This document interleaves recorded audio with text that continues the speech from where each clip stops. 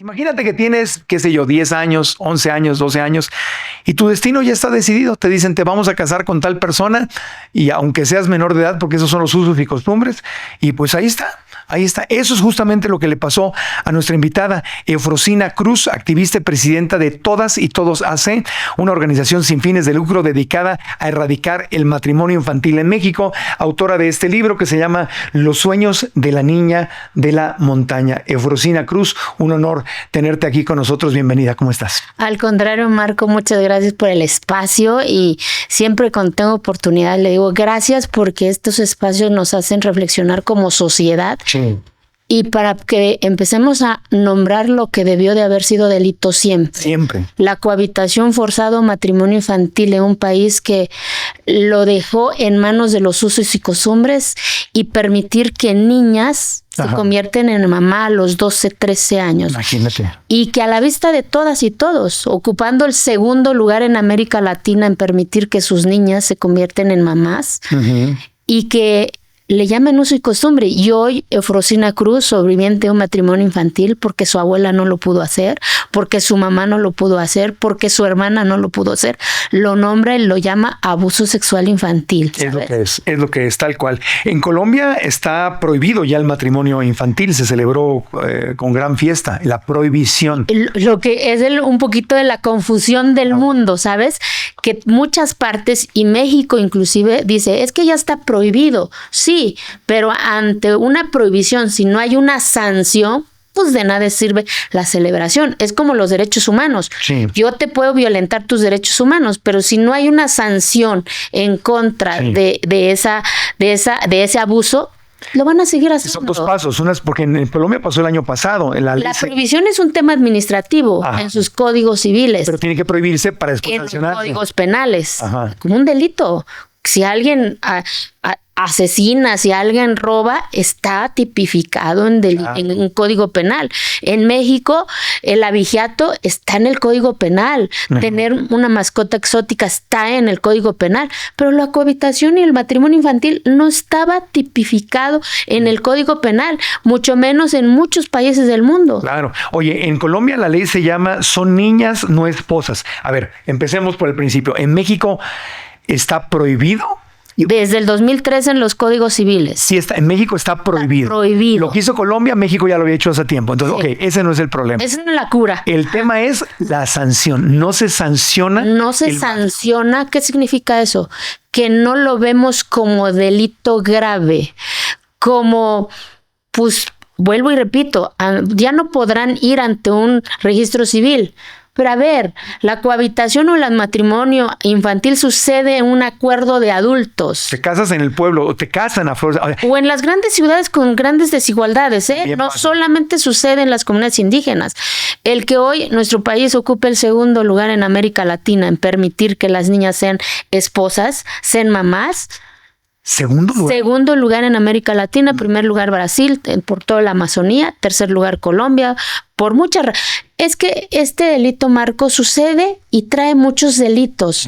Trae la industria de la pornografía infantil, trae la trata y trae embarazo infantil. No te estoy diciendo ni siquiera embarazo adolescente.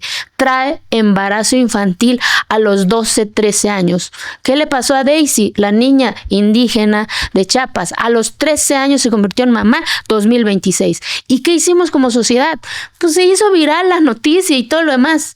Y hay un que está sancionado hoy. No. ¿Por qué? Porque esa acción no estaba tipificado en el Código Penal Federal del Estado de Chiapas en enero de este año. Y a nivel federal no está. A nivel federal ya lo logramos en 2023, pero como yo lo he dicho, yo vivo en México y lo que no está a ras de tierra, de nada sirve. Por eso esta cruzada que iniciamos desde la Fundación Todas y Todos, en lograr que los 32 estados homologuen lo que dice este papelito en el Código Penal Federal de cada estado, del diario oficial de la Federación. ¿Qué dice? Que dice: cohabitación forzada de personas menores de 18 años de edad o de personas que no tienen capacidad para comprender el significado del hecho o de personas que no tienen capacidad para resistirlo. Como una ahí entra todo. Sí. Claro, ahí entra todo. Entra matrimonio, entra que obligues a una menor a cohabitar con alguien es delito y está ya tipificado en nuestro Código Penal Federal, pero vuelvo y repito, vivo en México y lo que no está a ras en cada código penal de cada estado de los 32 estados, de nada sirve, ¿sabes? Porque no lo ejecutaron en Chiapas. Por eso la exigencia en lograrlo en los 32 estados. Lo mismo, mientras hay impunidad, la gente sigue haciendo lo que se da la gana, incluyendo cohabitar con una menor de edad. Pero no se puede seguir sosteniendo y solapando esa justificación, Marco, en nuestra cultura, en nuestra costumbre. Sí. Es una ausencia de justicia en nuestras niñas. Sí, correcto. A ver, ¿tú creciste en la montaña de Oaxaca? ¿Correcto? Yo crecí en la montaña de Oaxaca. Ok, y te dijeron te vas a casar con un hombre. Porque era la normalidad. Hoy no culpo a mi papá ni a mi mamá, ¿sabes? El famoso uso y costumbre. Yo le llamo abuso y costumbre, porque el uso y costumbre que yo amo y defiendo es mi lengua, mi vestimenta, mi comida, pero no la violación a la dignidad de las niñas. No por juzgar a tus papitos, sino por entender la situación, tú que lo viviste. En Montaña de Oaxaca, ¿tenías qué edad? ¿12 años? 12 años. Y te dijeron tus papás, ¿te vas a casar con? Con quien llegue, ¿sabes? Haz de cuenta, por eso es lo que yo... Por eso lo vivo, Marco, porque es la historia de mi mamá, de mis abuelas. ¿A tu mamá también le hicieron lo mismo? A mi mamá, a mis abuelas, a mi hermana. Tu papá y tu mamá. Mi hermana, papá la casó a los 12 años. A los 13 años a la mujer que más admiro ya era mamá. A los 31 años mi hermana ya tenía 9 hijos. ¿Y tu abuelita igual? Era lo normal. ¿Y ¿sabes? ¿Te casaron? No. Yo huí de ese entorno, por eso estoy aquí, porque hoy estoy consciente y si no hago nada, soy cómplice de ese abuso. Tú rompiste el ciclo y fuiste la famosa oveja negra que dijiste, yo no me voy a dejar, yo voy a escaparme, yo voy a ser activista, yo voy a hacer algo al respecto. Pero duele un montón, ¿sabes? Claro. Porque yo no hablaba ni español, yo no sabía que era una escuela, yo no sabía que era una secundaria, una prepa. Mi origen ya había definido mi historia, ¿no? Por eso también en este libro grito que origen no es destino, por más difícil que sea tu propia historia. Yo nací con el no, Marco. No lo hagas, no lo intentes, estás loca. La máxima aspiración de esta sociedad era para Frosina, mujer indígena, la pobre de este país, pues es a ser nana o trabajadora del hogar de alguna casa rica de este país, que no es malo ser nana ni trabajadora, siempre y cuando tú lo decidas. Tú lo decidas, ¿no? Y no tus circunstancias, ¿sabes? Entonces, ¿a qué edad te fuiste Yo me fui a los 12 años de mi comunidad sin hablar el español. No, hoy honro a papá, porque papá, a pesar de la resistencia, me acompañó, caminamos más de 12 horas, en mi pueblo pues no había luz, no había carretera. ¿Tu papá te ayudó a que te fueras del pueblo? Mi papá me ayudó a que yo me fuera, me fui a Salina Cruz, llegué a un entorno que no era mío, y llegué a un idioma que no era mío, viví la hostilidad, lo que se llama discriminación hoy, y la discriminación duele, Marcos, mucho. Excluye. No, duele dejar a tu gente, duele dejar a tu pueblo, duele dejar a tu idioma. Duele vivir tu corazón, ¿sabes? O sea, duele en busca de ese sueño de la niña en la montaña, construir su propia historia, porque todo le dictó que origen era destino. 12 años, en la montaña de Oaxaca. A tu mamá la casaron siendo una niña. A tus abuelas siendo niñas. A tu hermana las casaron siendo niñas. Tú tuviste el valor de decirle ¿en qué momento dijiste yo me voy a salir de aquí? Fíjate que llegó en mi montaña, solamente había primaria, una escuela con piso de tierra en lugar de mesabancos, un pedazo de tablas. Y llegó un gran maestro que me enseñó que había otro color, ¿sabes? Cuando no conoces otra cosa más que lo que ves, Marco, crees que eso es lo que te corresponde. Pero cuando llega algo diferente, aunque sean cositas chiquititas, porque cuando naces en tanta adversidad no necesitas grandes cosas para cambiar la narrativa de tu historia, necesitas una oportunidad, ¿sabes? Y mi maestro me enseñó en una mínima acción de por qué se bañaba todos los días, por qué olía bonito. Mi maestro se ponía algo en el cuerpo y olía bonito. Ya después descubrí que era una crema, ¿sabes? Yo no lo sabía. Entonces la niña empezó a aspirar a soñar el mundo de su maestro y luego empezó a cuestionar su normalidad de decir, ¿por qué yo tengo que levantarme a las 3 de la mañana y ser la última con mamá? ¿Yo por qué tengo que servir a mis hermanos? ¿A las 3 de la mañana? A las 3 de la mañana, pues es lo normal, ¿sabes? A los 12. No juegas con una muñeca. Yo nunca jugué con una muñeca. ¿Qué te levantaban a hacer a las 3 de la mañana? Ayudar a mamá a quebrajar el nixtamal, a hacer la tortilla, porque te preparan para ser mujer, ¿sabes? Vuelvo y repito, no responsabilizo a mamá y papá. Eran las circunstancias de esa desigualdad. Porque tampoco éramos pobres, porque eso es lo que me hicieron creer que es que era la pobre. No, nací en desigualdad, ¿sabes? Sí, correcto. Porque la pobreza ya te victimiza. Yo no soy víctima, son circunstancias que me tocó, ¿sabes? Circunstancia que a mí me tocó cambiar. Yo, Frosina, nadie va a cambiar tu circunstancia más que tú. Y es con decisión, ¿sabes? Pero tiene que llegar a algo que te pique, que te diga, un detonador. Y mi maestro que tenía que caminar más de 12 horas, Marco, en un pueblo que no había luz, que no había carretera, que no había hospital. ¿Y quién es responsable que en mi pueblo no hubiese hospital, carretera? De un sistema, no de los que habitábamos en ese pueblo, ¿no? Correcto. Pero nos echaron la culpa, ¿sabes? Uh-huh. Y entonces esa niña empezó a cuestionar y empezó a querer su mundo de su maestro, a oler bonito, a ponerse esas chanclas hermosas que se ponía su maestro, a dormirse en una cama. Mi sueño a mis 8 años, Marco, era dormirme en una cama. Era lo máximo que yo aspiraba. ¿En dónde dormías? Pues en el suelo, un petate. Que no es malo dormirse un petate, siempre y cuando tú lo decidas, vuelvo y repito, ¿no? Sí. Y entonces mi maestro me abrió su mundo, me abrió ese cuarto que estaba pintado hermoso, había dibujitos que en mi entorno no había. Entonces esa niña, cuando ya iba en su montaña a cortar leña en su burrito, empezaba a imaginar, decir, ¿cómo será su mundo mi maestro, sabes? ¿Cómo vivirá? Otro mundo. A través de mi imaginación, ¿sabes? Nunca lo vi físicamente. Wow.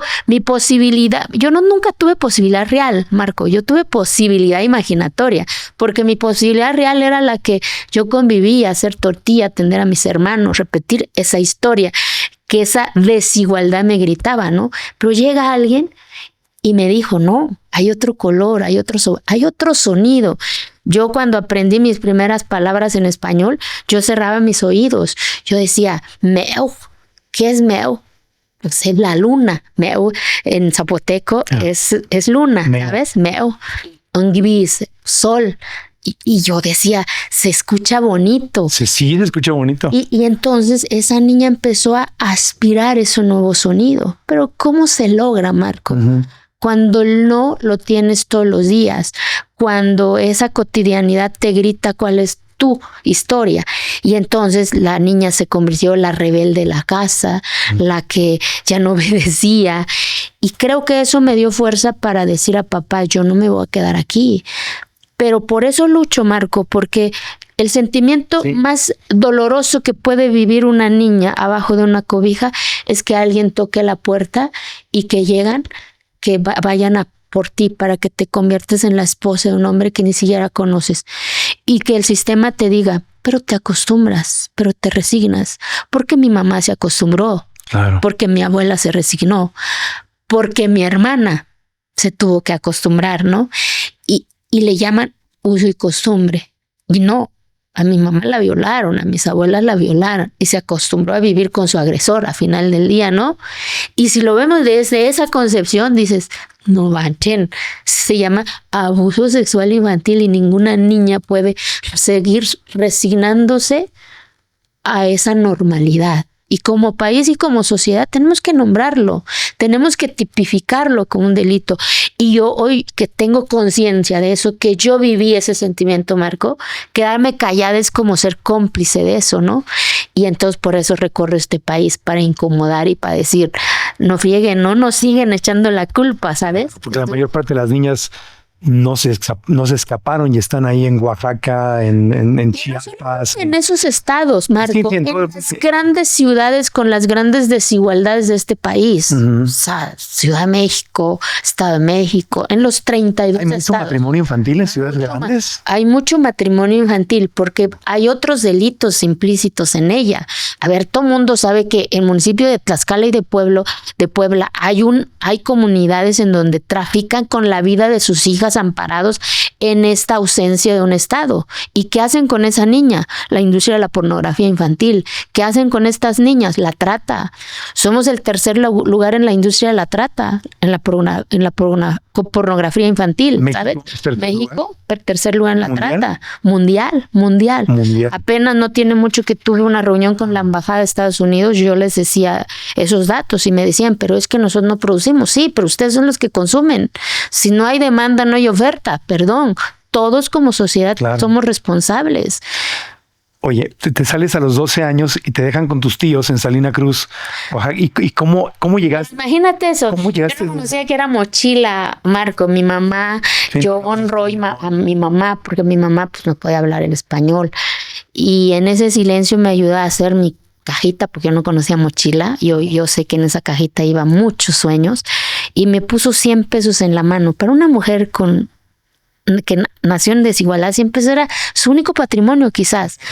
No me dijo nada, pero yo sé que me dijo, ve y arrebata tu historia a la vida, ¿sabes? Qué hermoso. Y llego, caminamos más de 12 horas porque no había transporte hasta otra comunidad. Subirte por primera vez en una cosa que nunca conocías. O sea, ya te imaginarás qué me pasó, ¿no? Que yo soy de montaña, llegar a Salina Cruz, que hace mucho calor, y llegar con las miradas. Yo no sabía por qué me incomodó esas miradas y hoy le doy un nombre. Lo que me pasó con papá, porque papá ya olía a montaña, se llama discriminación. Y la discriminación sí duele, sí incomoda, pero hoy también entendí que los que lo hicieron son los ignorantes, ¿sabes? Porque vivimos un país bien clasista. Muy clasista. Bien discriminatorio, muy ¿sabes? Discriminatorio. Porque te tratan como te vistes, como es tu color de piel. Recientemente me pasó en el aeropuerto de Guadalajara, ¿no? Yo fui a la fila de Guadalajara, yo bien chingona con mi huipil, como me ves ahorita, sí. Y me paro en la primera fila, ¿no? Se para 2 señores de mí y dicen, señora, esta es de primera clase. Y yo, sí, es de primera clase. No pasaron 5 minutos, me toca el hombro el otro señor, me dice, señora, esta es de primera clase. Y le digo, sí, es de primera clase. Y dije, ¿qué onda? Por mi huipil no puedo estar en una fila de primera clase, pero ese es la concepción, ¿sabes? Y ahí es donde empiezan las luchas, las normalidades, es decir, es que son las niñas y es normal que se casen porque nacieron en la desigualdad, porque son indígenas. Pues no, ese no es nuestro destino, ¿sabes? También merecemos pararnos en primera clase en donde sea y en donde queramos. Sí. Y si no nos lo dan, pues aprendí algo, Marco, lo tuve que arrebatar, porque siempre tuve el no. Y entonces aprendí a decir, no me lo da, pues lo arrebato. Y arrebatar no es una palabra de soberbia, es ocupar lo que me toca.